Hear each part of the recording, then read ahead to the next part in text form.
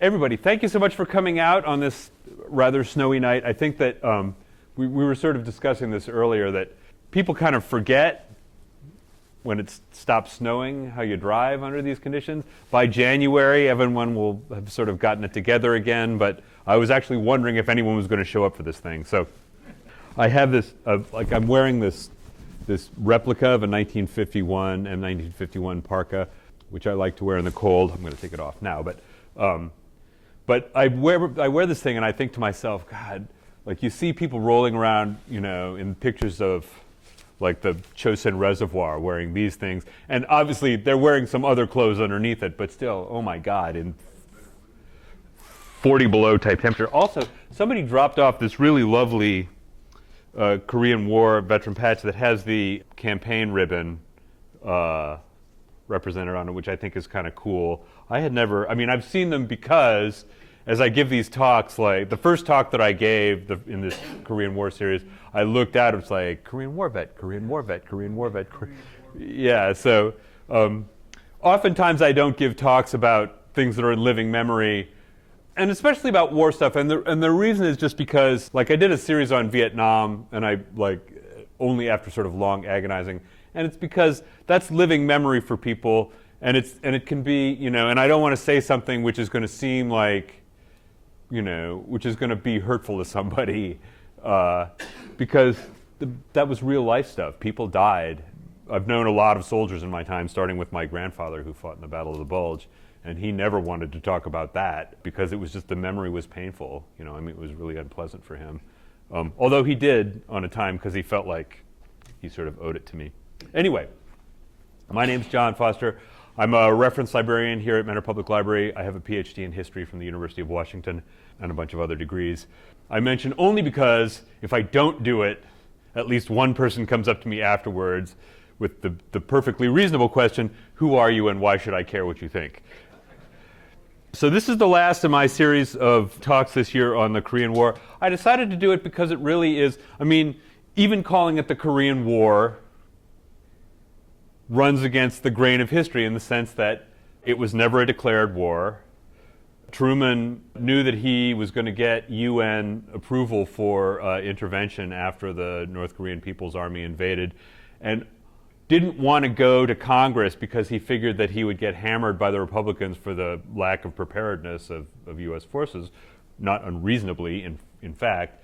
But he was asked by a reporter about it, and he used the very unfortunate phrase, police action. And, you know, I do not need to tell anybody who was there, but I will just say, for the sake of historical verity, anybody who was involved in it in any way knows that it was a war. I mean, it was not a police action. There was no police thing involved. This was a for real shooting war in which lots of people lost their lives, including several million Koreans. Several million Korean civilians. It was an intensely costly war, an intensely brutal war. I mean, we tend to think about the Second World War very much in terms of how it rolled out in the European theater. But, I mean, really, the first part of the war for us, right, was the Pacific theater. It was Pearl Harbor, and then it was island hopping. So, you know, especially if you're involved with the U.S. Marine Corps, the names that are in your head, the names that are on the battle flags are Pililou, Tarawa, Guadalcanal, Iwo Jima, that were a different kind of warfare than they fought in the European theater, one in which human life seemed to take less value. A lot of this talk is going to be about things that were going on kind of around, not so much the fighting part of the war itself, and here's why. Because, I mean, there's a reason why in Clay Blair's gigantic military history of the war, I mean, if you see this book, it's about that thick, and it's really about everything up to about June of 1951, and that's it. And the reason is because after that, there was the sort of, you know, so there was the first attack of the North Korean People's Army. The UN forces were pushed down into the Pusan perimeter. I mean, I say UN forces, it was predominantly us at that point. Then there was the Incheon landing. The US and UN forces push up to the Yalu River. There's the horrific battle at Chosin Reservoir. as the Chinese come across in numbers of probably approaching 500,000. The UN forces are then pushed south again. Seoul falls to the northern, to the Chinese. And then there's a series of counterattacks once Matthew Ridgway manages to kind of get the US and UN forces back in fighting trim. And you get to a kind of status quo ante point. Now, this is not to say that there was not heavy fighting going on, but it stopped being a war of motion, a war of movement in the way that it had been in the first year, and became a lot more like the First World War. Like people who had fought in the First World War would have recognized a lot of what went on.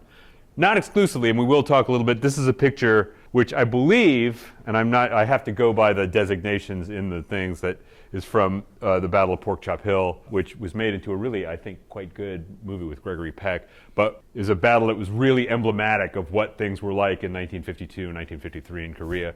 But a lot of what goes on in the Korean War, around the Korean War, what's relevant about the Korean War, is things that were going on surrounding it, if you will. On the 11th of April, 1951, Truman had recalled General MacArthur.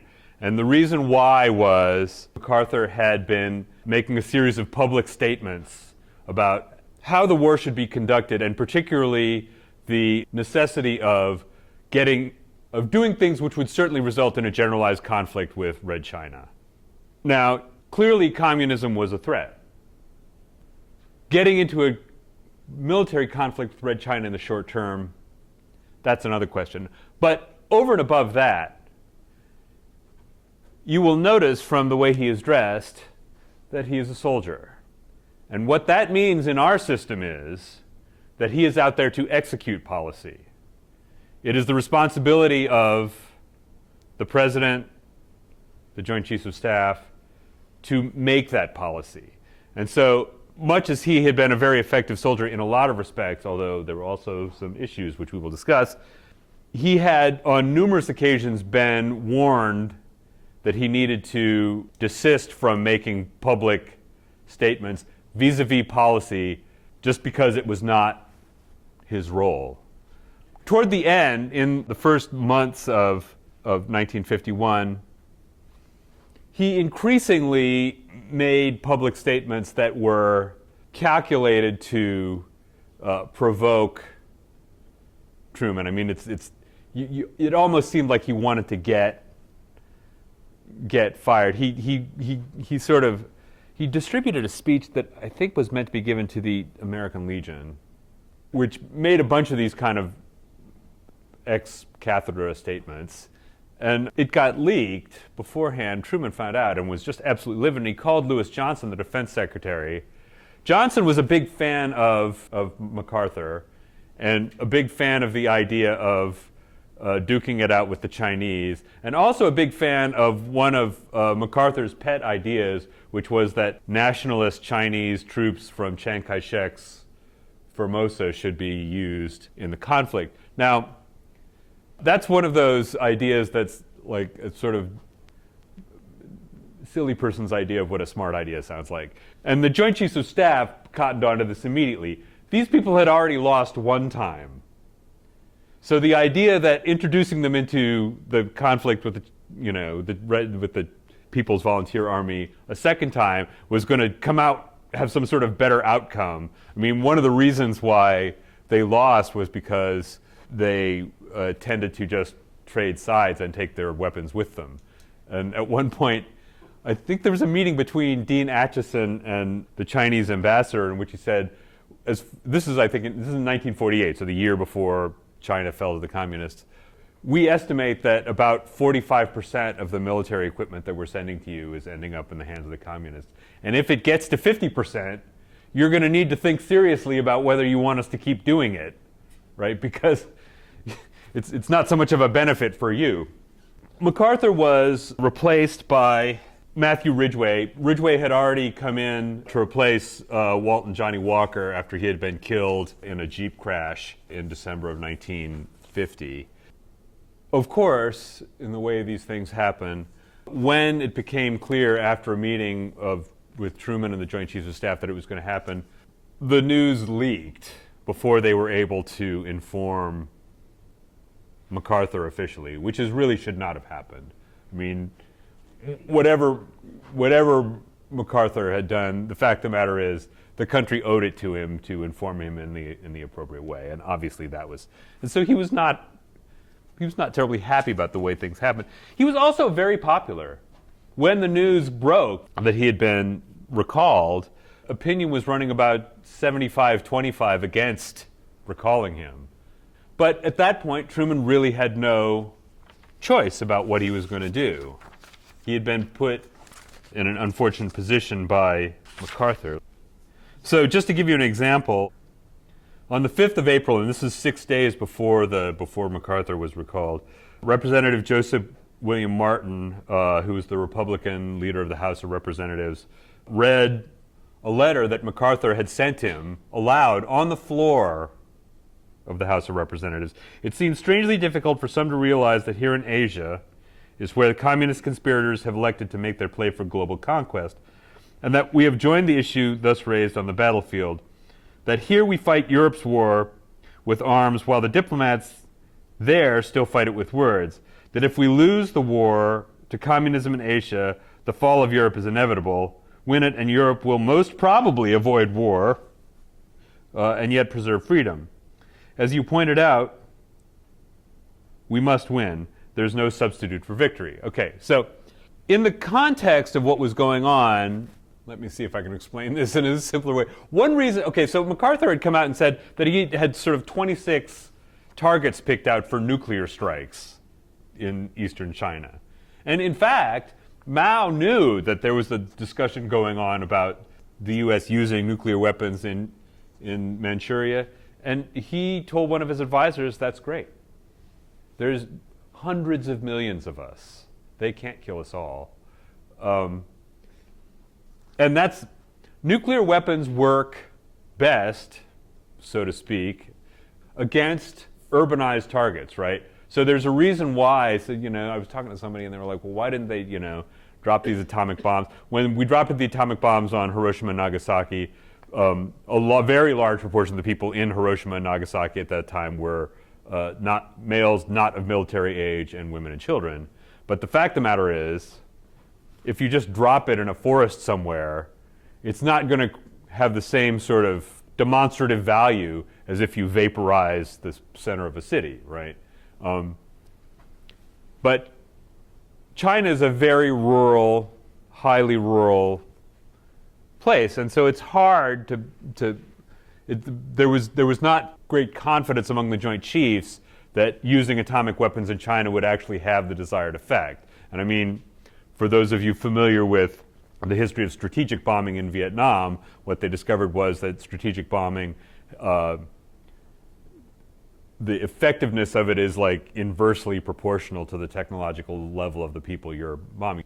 What the Joint Chiefs, okay, so you have to think about the American political military establishment as very Europe-focused. I mean, MacArthur is not wrong in the sense that the primary focus is Europe, because that's where most of our allies are, right? Like the British, the French. But what the Joint Chiefs were worried about is if we start a war with China, then the Soviets will invade Europe and we cannot stop them from doing it. The Joint Chiefs knew that we couldn't stop them from going to the Russians from going to the English Channel whenever they wanted to. There was literally nothing we could do to stop them from doing that. And that's why they didn't want a war with the Chinese. And as a matter of fact, Omar Bradley literally said that. In any case, MacArthur comes back to the United States and gives a speech to a joint session of Congress in which he says, I am closing my 52 years of military service. When I joined the Army, even before the turn of the century, this is the fulfillment of my boyish hopes and dreams.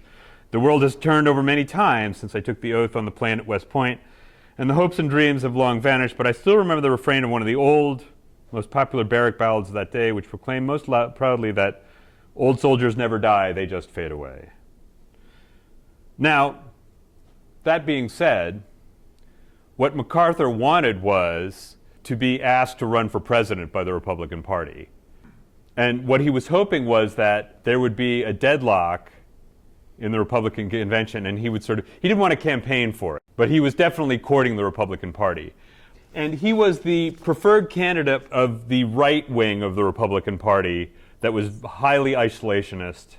Okay, so the thing you have to remember, too, about American politics, and I've mentioned this in previous lectures, is when Dewey loses to Truman in 1948, that's the 5th time in a row that the Republicans have lost the presidential election. And they were annoyed. There were 2 wings of the Republican Party at that point. There was the kind of more rural, right isolationist wing, and there was the sort of northeastern banking wing, of which Dewey was the representatives. And the sort of right wing of the Republican Party was like, Dewey? Of course we lost. He doesn't really. Dewey didn't really sort of represent what they wanted, but MacArthur did, right? So MacArthur thinks the following things are the case, right? That the key place in world policy is not Europe, it's Asia. That we need to settle affairs with the Chinese, right? That the fall of the Chinese was the fault of the Democrats, which I really urge you to read some books on this if you think that that's the case. I mean, it's really the fall of the Chiang Kai-shek regime in China. Like blaming that on the U.S. government is like a doctor getting assigned a patient with stage 4 cancer, failing to cure him, and then having his family come and argue that he's like soft on cancer. Like, by the time we got into the situation with China, it had been going on for a long time. Also, Chiang Kai-shek's government was very corrupt. But in any case, so immediately after he comes back and gives this speech, they have a ticker tape parade for him in New York, which was reputed to have been twice as large as the one for Eisenhower when he returned after VE Day. At that point, Congress decided they were going to have hearings on the military situation in East Asia. And the conservatives in Congress thought, this is great. We'll have MacArthur come and testify, and he'll be able to sort of tell everybody like what a horrible job has been done so far, how grossly unfair it was, and how we're basically selling out the Koreans to the Chinese. Unfortunately for MacArthur, fortunately for Truman, Truman was relatively unpopular at this point. And one historian said, never has a less popular man fired a more popular one. But he had gotten the support of the Joint Chiefs of Staff. And so when they had these hearings, which started right after this, the military situation, so this is the report, testimony of General Douglas MacArthur, that happened in May, the next month. Omar Bradley and George Marshall and Dean Acheson, the Secretary of State,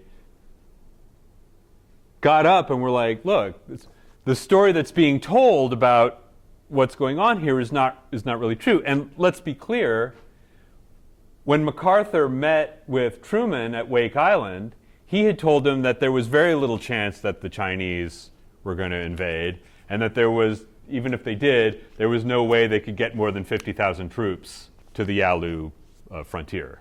And this was a catastrophic blunder on his part, partly because his intelligence officer, Charles Willoughby, was a sycophant who told him what he wanted to believe.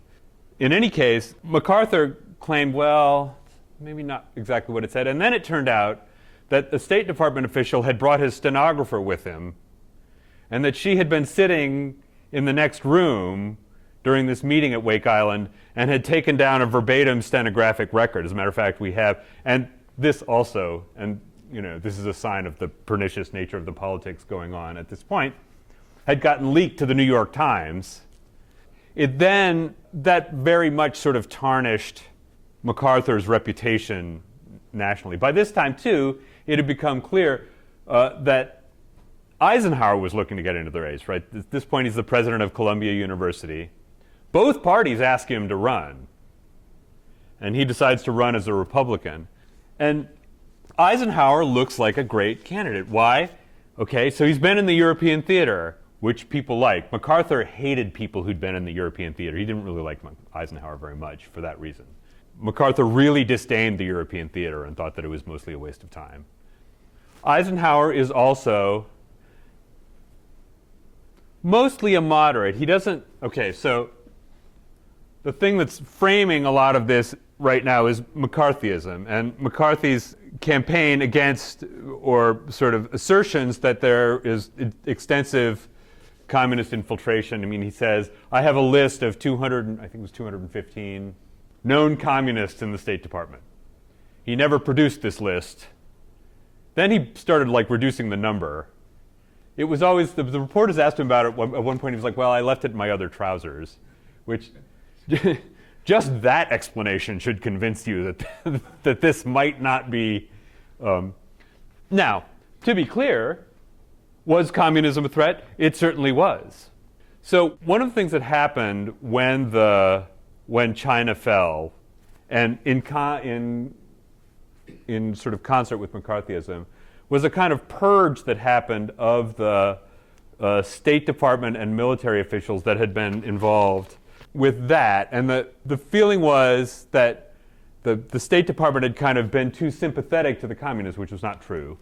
But there was a common belief that the whole communist bloc was a kind of monolithic, with the Soviets saying, you do this, you do that, you do this, you do that. In fact, it was a lot more complicated than that. World communism was much more complicated, much more riven with conflicts. So the reason that the Korean War starts is not because Stalin is sitting there going, I really think you guys should invade Korea. It's because Kim, the guy they had picked to lead North Korea, went to Stalin 4 times. It was like, I really think we can take over the South. And finally Stalin was like, oh, okay, you can, but you have to get the Chinese on board, right? And the Chinese, they're a newly created communist power. They're like, wow, this is an opportunity for us to whatever. But you got to remember too, like, this is a funny story about another part of communism. But so Josip Broz Tito, the leader of Yugoslavia, was a former partisan communist, but basically refused to do what Stalin told him to. And Stalin sort of made him an outcast in the communist world and sent 3 assassins, to try and kill him. And after the 3rd time, Tito sent Stalin a letter saying, if you do that again, I will send an assassin, and I will not have to send a second one.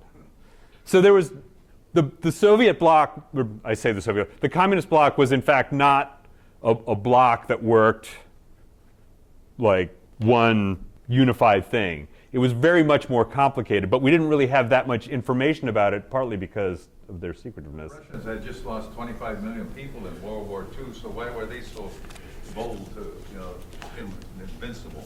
Well, that's true. I mean, this is another. Okay, I'm going to tell this story because this is one of my favorite Harry Truman stories. Harry Truman told this story about the Potsdam Conference. It's at the Potsdam Conference at the end of the Second World War. Churchill was there, so it must have been early because the conservative government fell in the first week of the Potsdam Conference, and Churchill was out. But anyway, so what had happened at the end of the Second World War was that the Soviets, Stalin had decided that he was just going to move Poland about 150 miles west, and he took the eastern part, and then he took other parts of it from Germany, which is why the border was what's called the Oder-Neisse line. And at the Potsdam Conference, there's a point at which Churchill says, well, the Pope is upset about the treatment of Catholics in eastern Poland. And Stalin looked at him for a minute and was like, the Pope? The Pope? How many divisions has he? And this is, this is Stalin letting you know, because I have a couple of 100 divisions still. And so if we're going to talk about how things are going to get done in the world, you all need to understand that the fact that I have 150 or 200 divisions at my disposal means that, and this is, Churchill, when Stalin told him this theory about what he was going to do, I think he told him at the Tehran conference, Churchill said later, I just thought, are we willing to fight a war to stop this? And the answer was no. There's a really great book I really recommend by a guy named Odd Arne Vestad, who's a Norwegian historian, about the Cold War. And it really especially in the beginning chapters, has some really good explanations of what the sort of conflicts within the communist bloc were about. And once again, this is not to say that they didn't pose a threat, but if we had a little more complex analysis of how they worked, we might have been able to parse that a little better. So in the course of the presidential campaign in 1952, Eisenhower finally says in a speech in Detroit on the 24th of October 1952, "I will go to Korea." Now, this is an interesting move because at this point it's already pretty clear that he's going to win. Like he's very popular. He's polling ahead of Adlai Stevenson. But it's clear to him that this is an issue that really concerns Americans because this war has been chugging on for months now, and I'll tell you in a few minutes here exactly why. But soldiers in Korea used to say, "Who wants to die for a tie?" Right? I mean, imagine if I think about like how this would have gone down if they told my grandfather and the other people in the 6th Armored Division, "Well, we're just going to go to the Rhine, and then we'll let this sort of situation sort it out." Like, no. When they fought the Second World War, the deal is, okay, June 6th, we're in France, and where we're going is Berlin. Do not pass go. Do not collect $500, $200, however many. It's been a long time since I played Monopoly. But Eisenhower makes this trip to Korea. You can see nice-looking M1951 parka. Goes up to this is a frontline unit that he's having dinner with, and takes this decision, we've got to get out of this. Eisenhower is a very canny guy. And if you look at what Eisenhower did, right, where did Eisenhower send troops? Not a lot of places, right? So Iran, we didn't send troops to there. Guatemala, they decided they didn't want the government there. Did we send troops? No, we did not. Now, and even the Bay of Pigs, which, part of the premise of the Bay of Pigs and one reason why, part of why it was a catastrophic failure was the premise was we're not sending any troops in there. Like that's going to be, what Eisenhower thinks is this war really isn't getting us anywhere.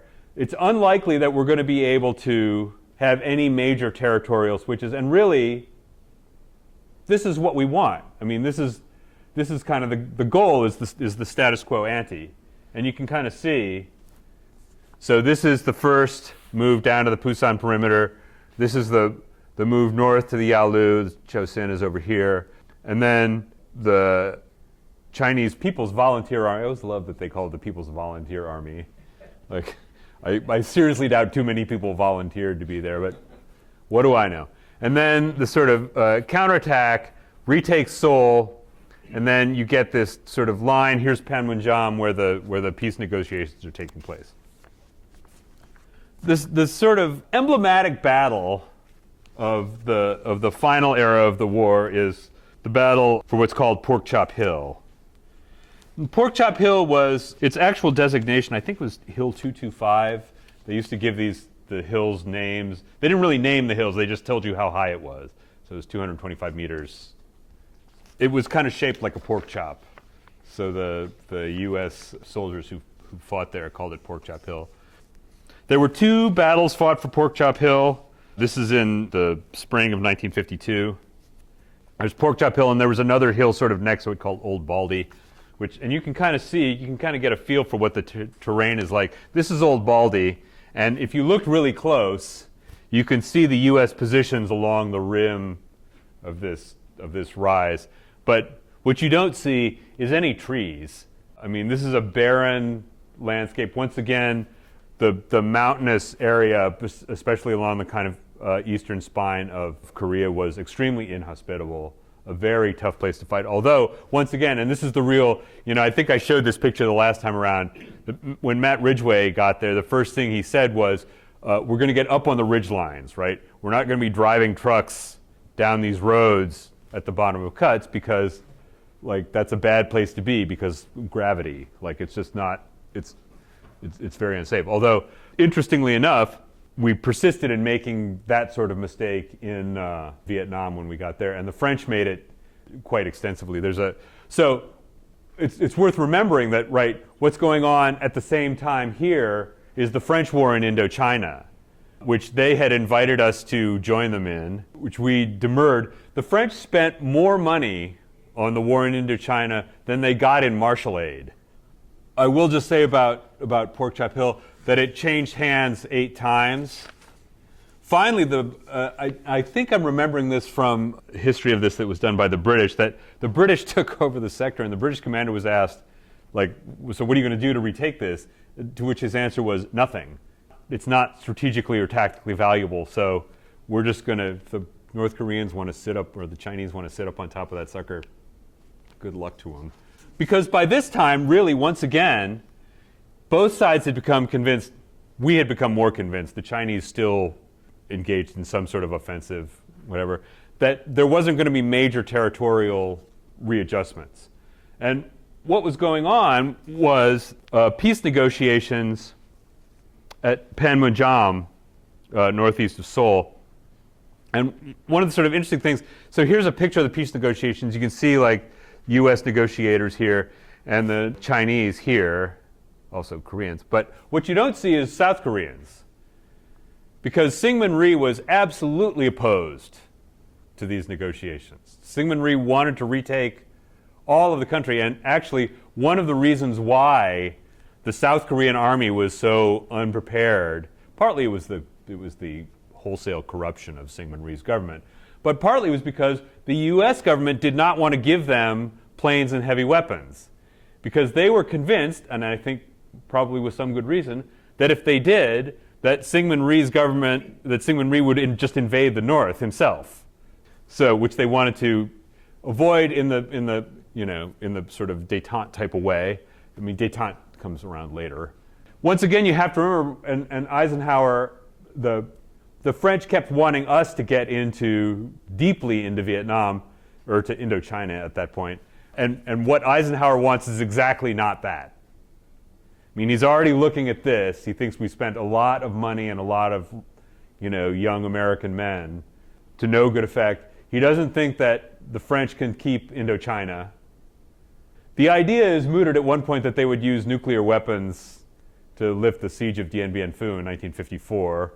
That also turns out not to be, cooler heads, I think, prevailed about that. I mean, part of the problem was that Dien Bien Phu was just a hard place to get to. I mean, it was way up in the northwestern part of the country. But so the negotiations go on for, I think, 18 months. And one of the reasons why they drag on is because of the issue of POWs. Because it turns out that about a third of the North Korean and Chinese POWs don't want to be repatriated.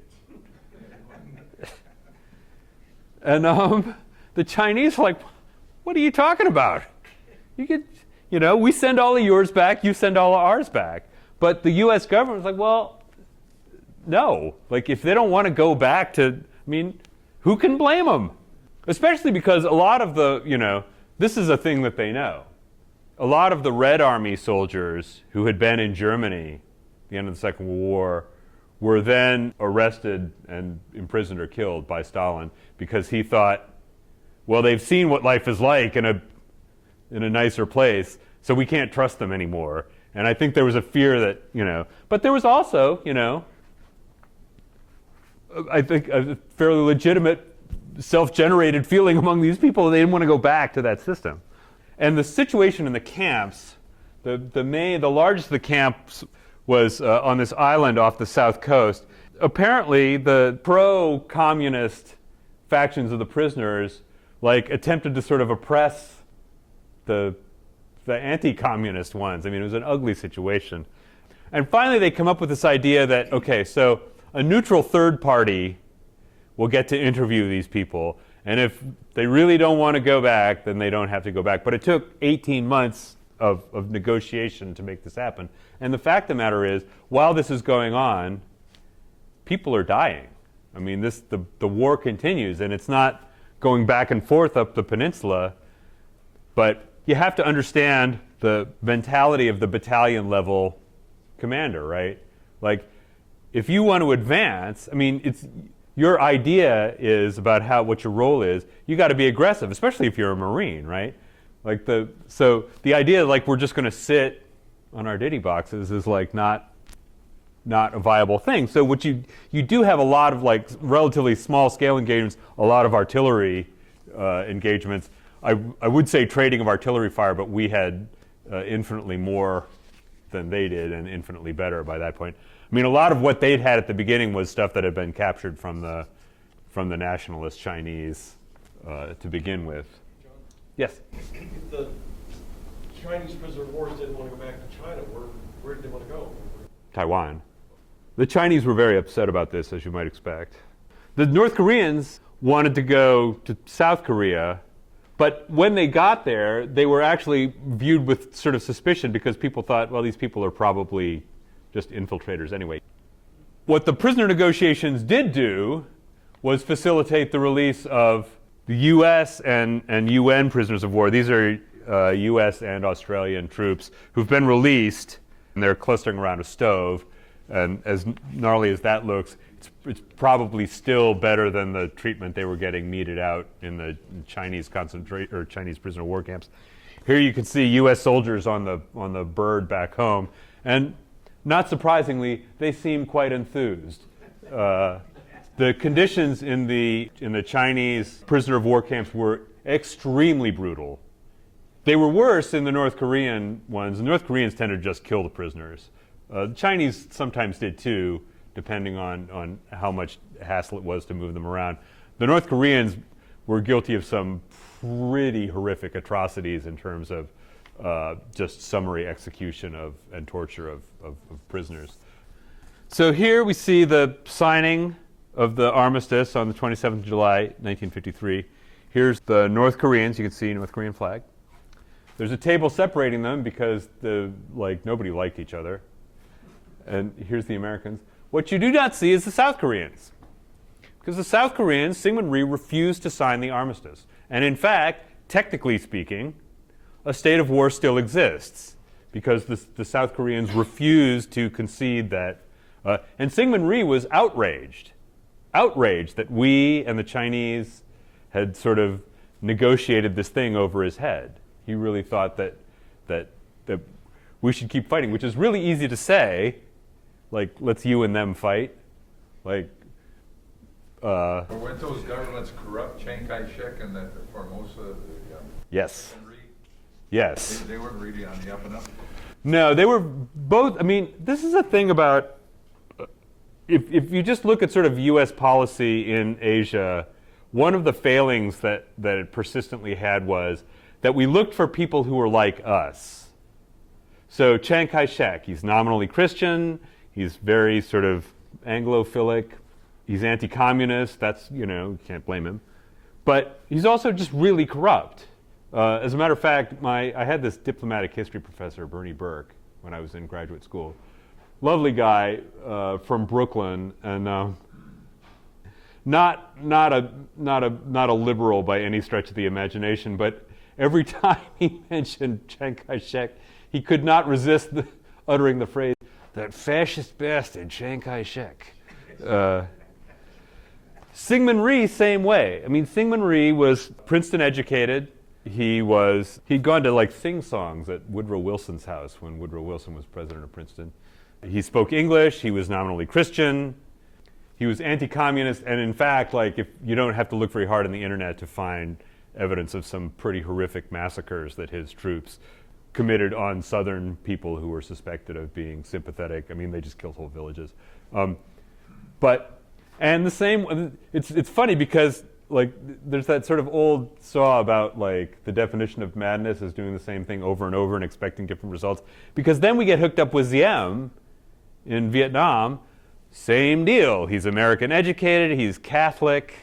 He has no kind of popular support. I mean, Syngman Rhee had a fair amount of popular support thanks to the Kim family in North Korea, because as bad as you might think that, I mean, I think any one of us here, I think Americans can agree on few things these days, but I think one thing I could get 100% assent from everybody in this room is, given the choice, I'd rather live in South Korea, and I don't really care how bad Syngman Rhee is, because comparatively, Kim Il-sung is a lot worse.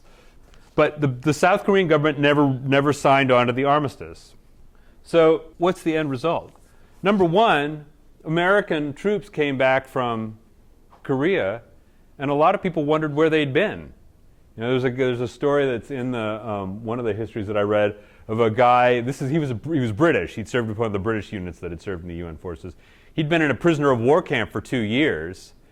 He got home after the armistice. He was walking around in London, and he ran into a girl he knew. She was like, "Where you been?" He's like, "Where have I been?" You know, there were a number of films that were made. One was Pork Chop Hill with Gregory Peck, which was made, I think, in 1958. There was another one with a very young Paul Newman, which was about a guy who had been in a prison camp and who had collaborated, you know, because he had been tortured and was then being sort of brought up on charges. And there's a very intense emotional scene between him and his father, who was also a veteran of an earlier war, in which he says, yeah, I did it, and frankly, when I did it, I felt like I was getting a pretty good deal. But the point of the movie is, no, like he owed it to his fellow soldiers to hold out. I try not to be judgmental of people whose shoes I have not walked in, but the fact of the matter is, the vast majority of U.S. soldiers did hold out. I mean, they were getting like their attempts to ideologically. I mean, it's funny that you get the Manchurian Candidate right. This idea that you can brainwash people, you can't really. In fact, it's very difficult to sort of to so-called brainwash people. And the number of it's funny, something like 27,000 Chinese soldiers chose not to be repatriated. The number of Americans who chose not to be repatriated, I think, is something like 9. I mean, it's some incredibly small number, partly because the conditions in those camps were incredibly brutal. They would subject them to these like Maoist study sessions, and how horrible it's like, could you just starve me to death? I'd rather just, I'd rather you just killed me than have to listen to another lecture about Maoism for 3 hours. But the DMZ is still there today. My buddy Ken was there for 2 years as a military policeman. And of course, the Kim family is still with us, sadly enough. The North Korea today is a 100% a military dictatorship. It's the army are the only people who really get fed consistently. I mean, that's a little bit of an overstatement, but not much. Interestingly, North Korea was a sort of a reasonably successful state in the 1950s, but not after that. And now it's basically they're on the verge of starving all the time, which is one reason why they're kind of trying to develop nuclear weapons all the time, because they want to blackmail people into giving them food. I mean, that's the number one thing. The Chinese attitude toward North Korea is, I mean, I think the Chinese are kind of hands-off about it because they're annoying to us. And the Chinese, for some reason, seem to think that if Kim is pointing the missiles that way, it's not a problem for him. Although the real tragedy of Korea is that it really didn't need to happen, in the sense that now what I'm not saying is that we didn't need to respond to the North Korean invasion. We certainly did. I mean, I think that was pretty clear. The fact that we did speeded a real transformation of the U.S. government into the kind of national security state that it became. Yes? But it was a UN response, not just that the US. You are 100% correct, although the vast majority of people there were. Right, that's true. And do you know why it was not stopped by the Russians and the Soviets on the Security Council? Because they were boycotting the Security Council at that point because the UN would not seat the Chinese. So while they were boycotting, they had the vote about whether the UN would intervene in Korea. It's like, yeah, I guess you picked a bad time for that. Slightly before this is the sort of period of NSC 68, the policy paper written by Paul Nitze and the policy planning staff, in which they say, if we're going to fight communism, we need to dramatically increase the defense budget. We need to, and this is going to require like much higher levels of taxation.